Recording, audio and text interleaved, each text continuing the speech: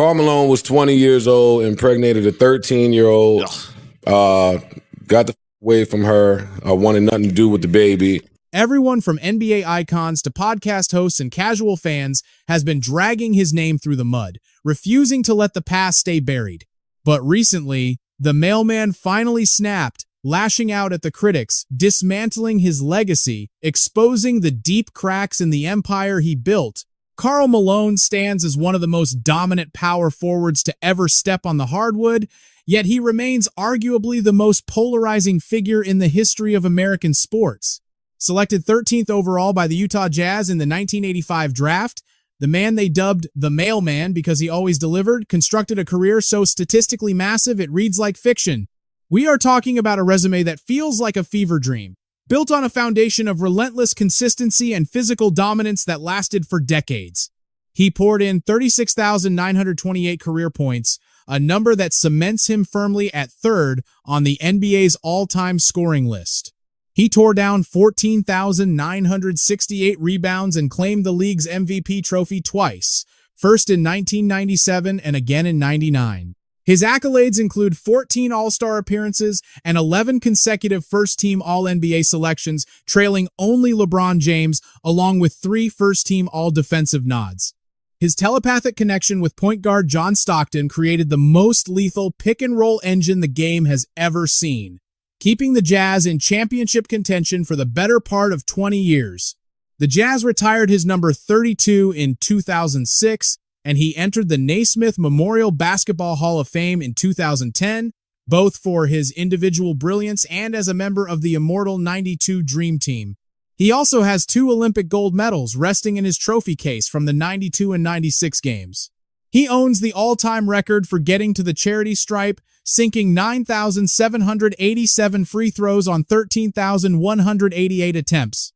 By every quantifiable metric available in the sport of basketball, Karl Malone secured his seat at the table of the immortals. Yet, there is a distinct reason Malone's name is never spoken with the same hushed reverence reserved for the legends he competed against. There is a reason his bronze statue outside the arena in Salt Lake City acts as a lightning rod for protests, rather than a site for fan pilgrimages. There is a reason that despite 36,000 points, a deafening chorus of media voices and fellow players are calling for his removal from the spotlight. Fans who grew up idolizing his game now argue that the NBA and the Utah Jazz need to cut ties and stop giving him a platform entirely.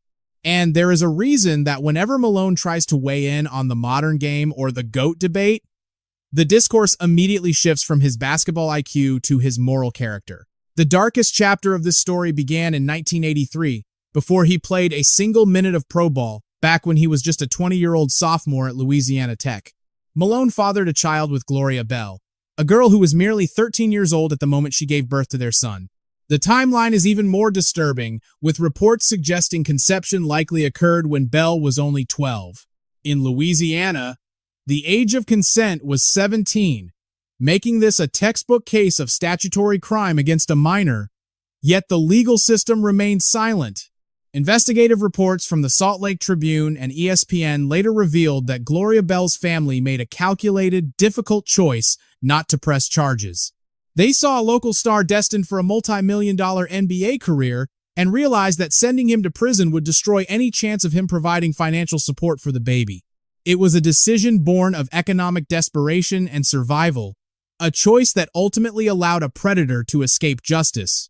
That pragmatic decision let Malone bypass the prison cell his actions warranted and walk into a life of fame and fortune. That child, Demetrius Bell, eventually fought his way to the NFL, getting drafted by the Buffalo Bills in 2008. But he walked that lonely road without a father. When the Bell family filed a paternity suit in 1986, seeking a meager $200 a week, Malone's first move was to deny the boy even existed. The Louisiana court ordered DNA testing, which returned a result confirming Malone's paternity with overwhelming scientific certainty. The judge subsequently ordered him to pay a pittance $125 a week plus, covering past and future medical bills. He eventually reached an out-of-court settlement around 1988 or 89 to close the book on the legal battle. This agreement allowed him to avoid formally acknowledging his son in public, sending an unmistakable message to the world.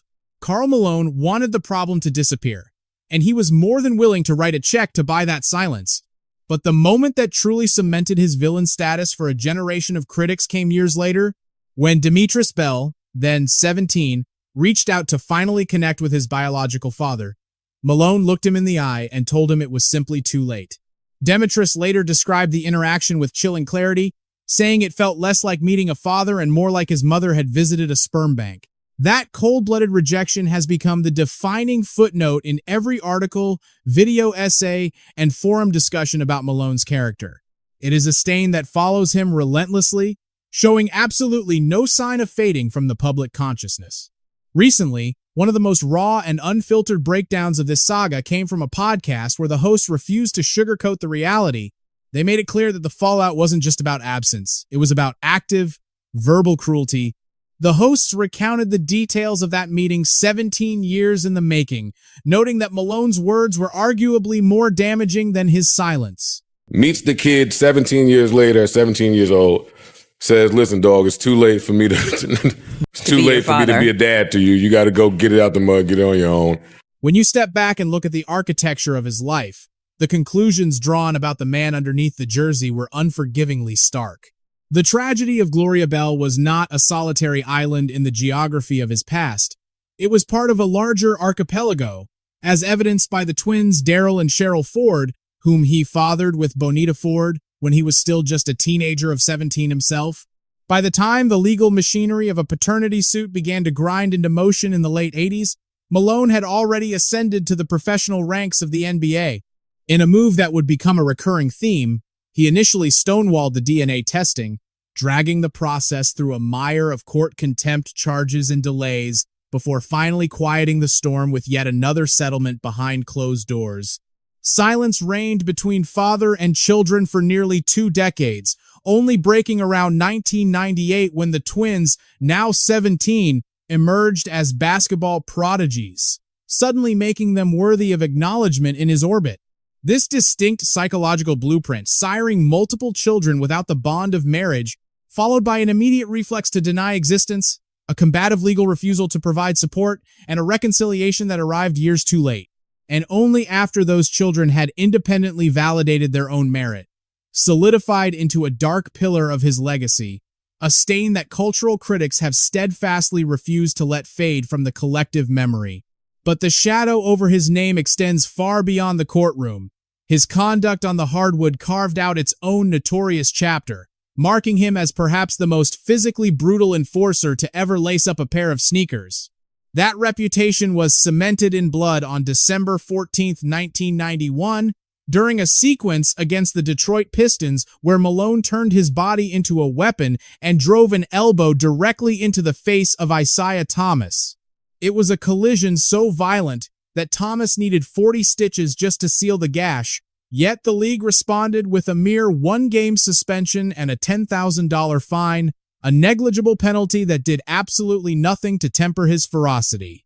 Contemporaries like Dominique Wilkins didn't mince words, stepping up to openly challenge the sheer excess of his physical aggression. Even Hakeem Olajuwon, during the heat of the 1997 Western Conference Finals, branded the entire Jazz organization as dirty, a culture that stemmed directly from the style of play Malone had perfected. The narrative then takes a darker turn when examining his public reaction to a fellow icon, Magic Johnson.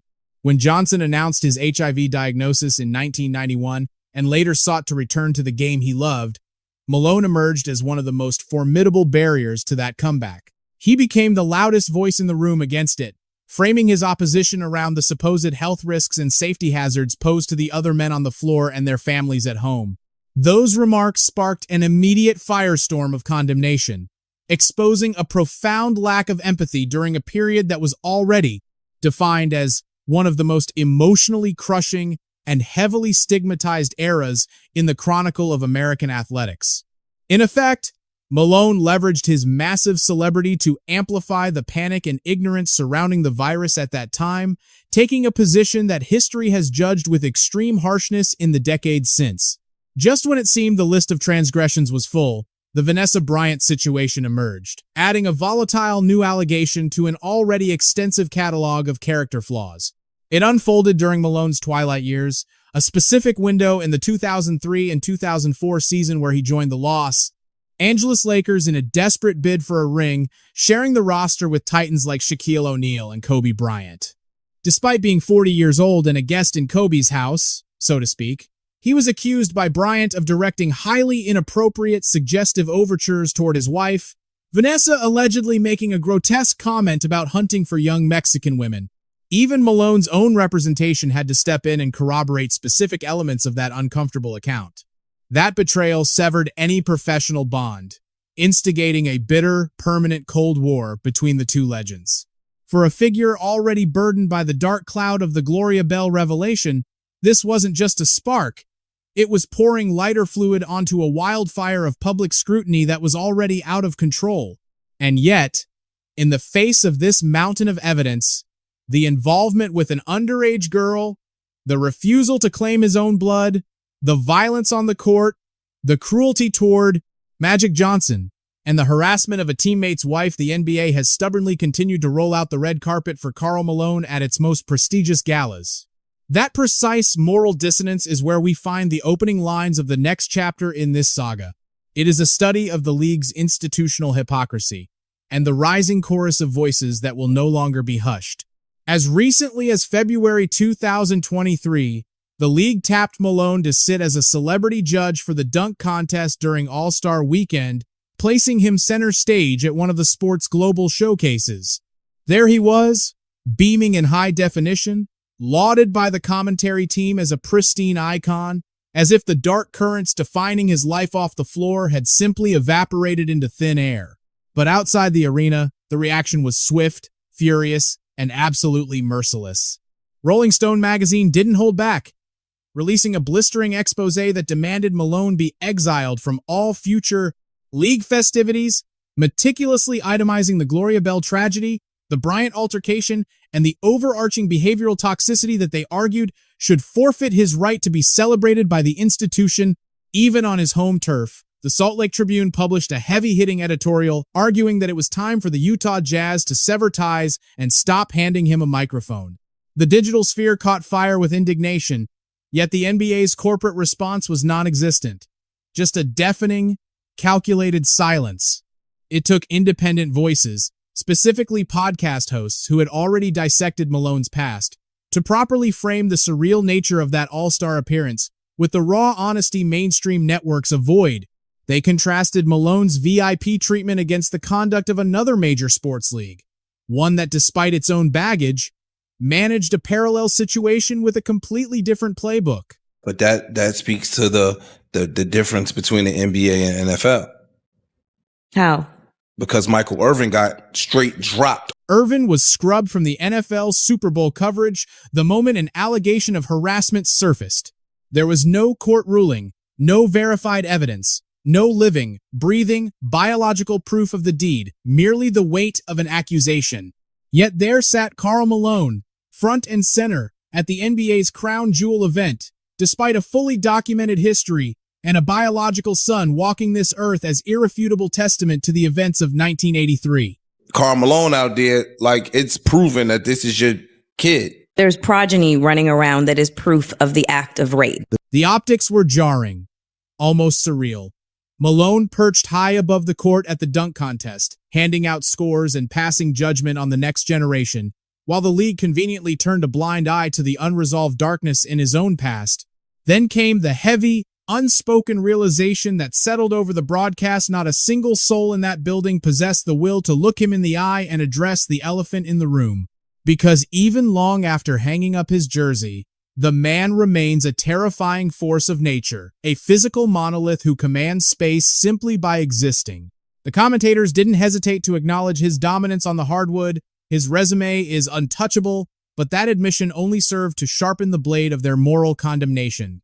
Moments later, the co-host dropped a sentence that severed the connection between the celebrated athlete and the flawed human being, drawing a line in the sand that could never be uncrossed. One word: statutory, unflinching, and legally precise hung heavy in the broadcast air, refusing to dissipate. There were no softened edges, no polite euphemisms about incidents or mistakes. They finally voiced on a national stage the dark truth that the basketball community had been whispering in shadows for decades.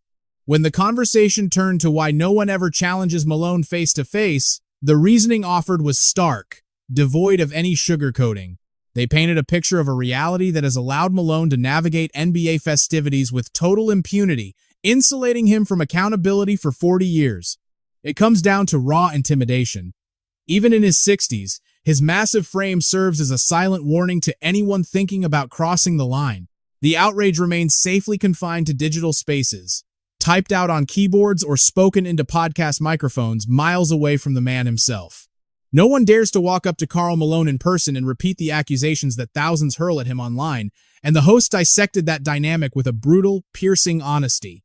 That single observation strikes at the very core of how Malone has managed to hold his ground within the league's inner circle, despite a cloud of controversy that has followed him for half a lifetime. The institutional machinery offers him cover, and basic social preservation instincts take care of the rest. While the masses are quick to condemn from the safety of anonymity, that bravery vanishes instantly when a 6'9", 260-pound Hall of Famer is staring you down, his shoulders seemingly as broad as they were in 1997. It is precisely that vast chasm between virtual outrage and real-world confrontation that grants the NBA license to keep rolling out the red carpet for him. As long as the peace remains undisturbed in the physical world, the league can continue to operate under the convenient pretense that the dark cloud simply isn't there. The league's insistence on giving Malone a platform also inadvertently pulled back the curtain on something else, bringing renewed focus to his complicated, often volatile post-retirement saga with the Utah Jazz organization, a relationship that has been anything but smooth sailing. Back in 2012, Malone publicly tore into the franchise for how they navigated the drama between star guard Deron Williams and the legendary Jerry Sloan, accusing the front office of handing the keys to a player while throwing a coaching icon under the bus.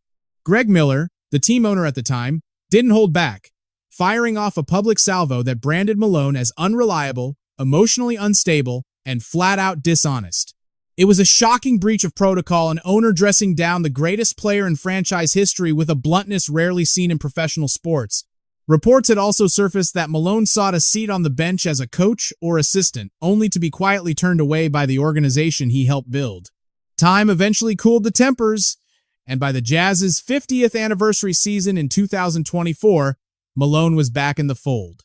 Featured prominently in the celebratory pomp and circumstance, sparking yet another firestorm of editorials and social media fury, asking why the franchise refuses to cut ties with a figure whose mere presence makes every celebration feel profoundly tone-deaf.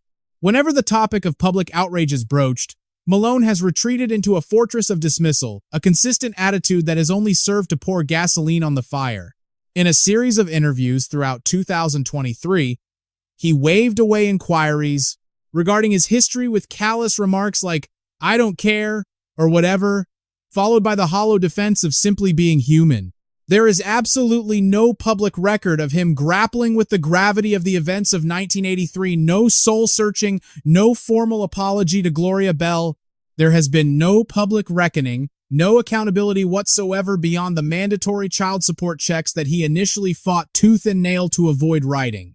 And so, Karl Malone drifts through a strange and purgatorial existence, trapped in an uncomfortable limbo where he is too statistically monumental to be scrubbed from the archives, yet too radioactive to be truly embraced by the league that built his fame. His bronze likeness still stands guard outside the Delta Center in Salt Lake City, a permanent fixture in stone. His jersey number still hangs high in the rafters.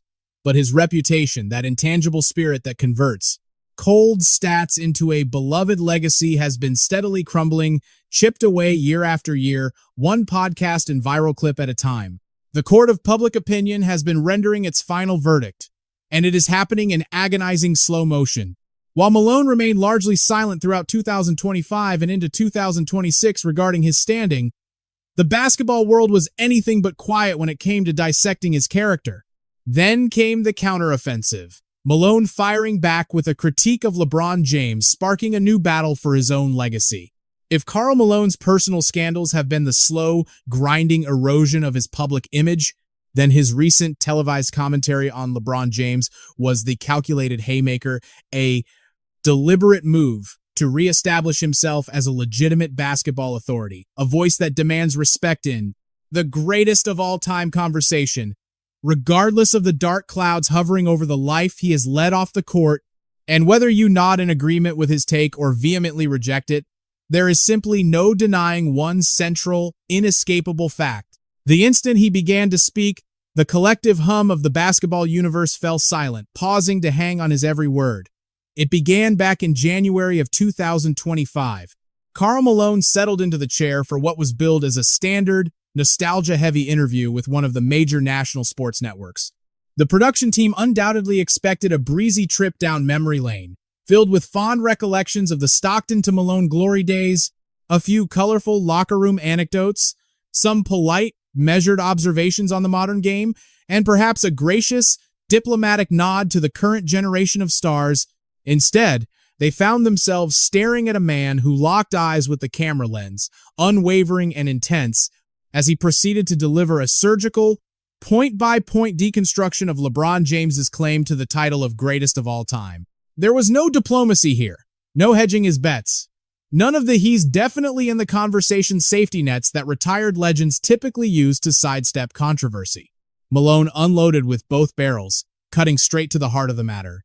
He began by defining the very question that anchors this entire debate. So what do we go off of, dude? Because this is the argument that I have today. Like,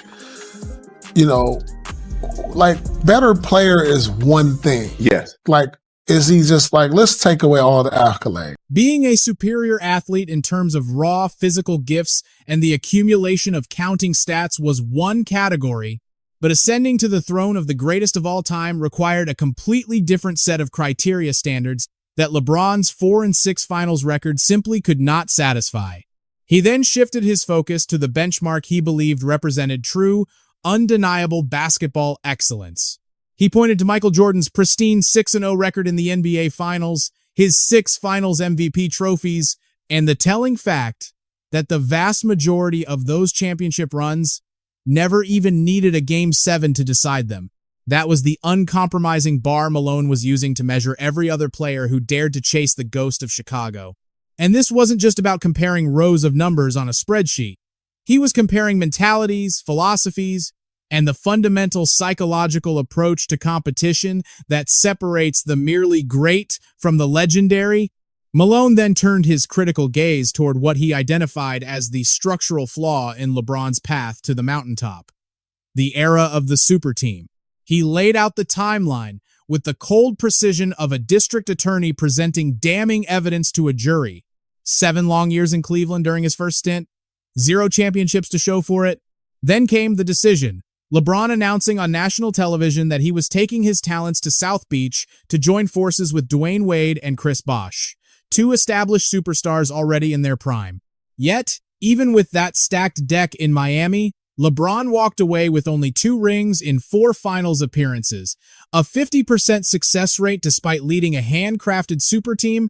When the experiment in Miami had run its course, he returned to Cleveland, but only after the front office secured Kevin Love, adding yet another all-star to ensure the odds were in his favor. That maneuver yielded exactly 1 championship before LeBron was on the move once again. This time, the destination was Los Angeles, where Anthony Davis, easily a top 5 talent in the league, was already waiting for him. At every stop, there was a ready-made co-star or 2, or 3 prepared to carry the load. Meanwhile, the narrative arc of Michael Jordan could not have been more starkly different. He remained in the trenches of Chicago through every brutal battle, every heartbreak, and every devastating playoff exit. He didn't run to Detroit to join forces with Isaiah Thomas. He didn't attempt to link up with Magic Johnson or Larry Bird to make the road easier. He stayed to conquer those legends. He took a raw, unpolished rookie named Scottie Pippen and helped mold him through fire and grit into a Hall of Famer.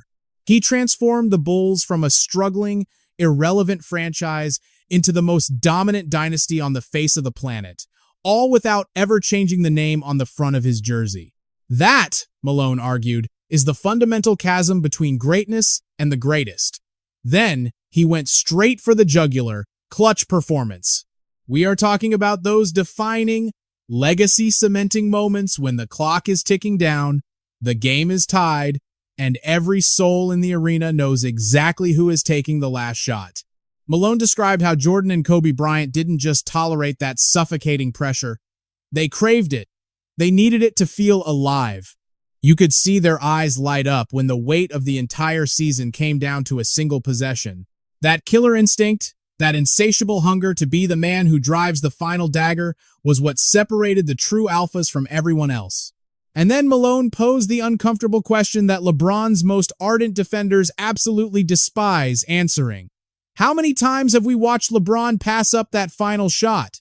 How many times has he kicked the ball out to a role player in crunch time because he calculated the odds and didn't want to shoulder the blame if the shot rimmed out?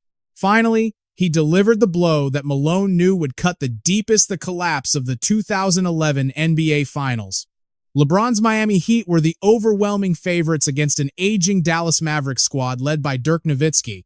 This was scripted to be the coronation, the moment LeBron silenced every critic and proved that his controversial decision had been the right call all along.